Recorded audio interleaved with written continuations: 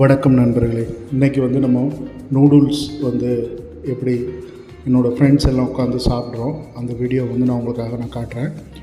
ஆக்சுவலாக அந்த நூடுல்ஸ் நம்ம சாப்பிட்றது உடம்புக்கு நல்லதா கெட்டதா இதெல்லாம் தாண்டி நம்ம இப்போ உள்ள காலகட்டத்தில் நம்ம இப்போ சாப்பிடக்கூடிய இடத்துல தான் இருக்கிறோம். நமக்கு இப்போ வெளியில் போகிறோம், வீட்டை விட்டு வெளியில் வரும்போது நமக்கு என்ன உணவு கிடைக்குது அந்த உணவை தான் நம்மளால் சாப்பிட முடியுது.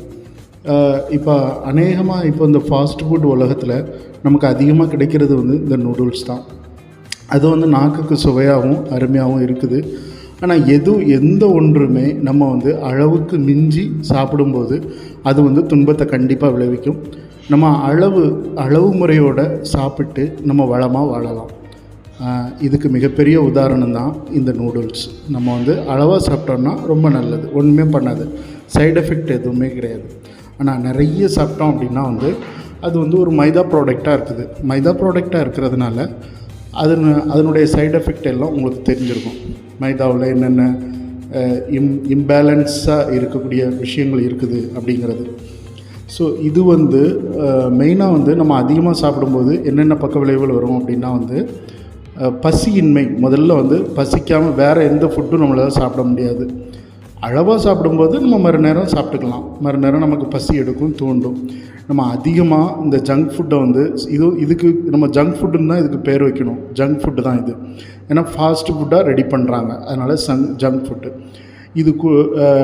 இதை நம்ம சாப்பிடும்போது பசியின்மை ஏற்படும். இது நிறைய சாப்பிட்டோம்னா. கம்மியாக சாப்பிட்ற பட்சத்தில் ஒன்றுமே பண்ணாது, அளவு முறையோடு சாப்பிடும்போது ஒன்றும் பண்ணாது.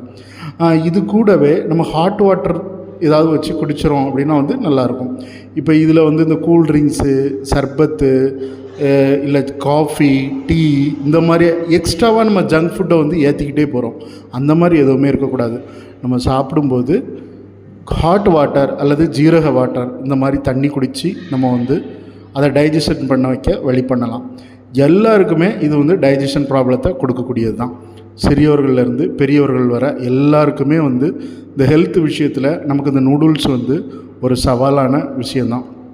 இதை எடுத்துக்கிற முறையில் தான் நமக்கு வழி இருக்குது.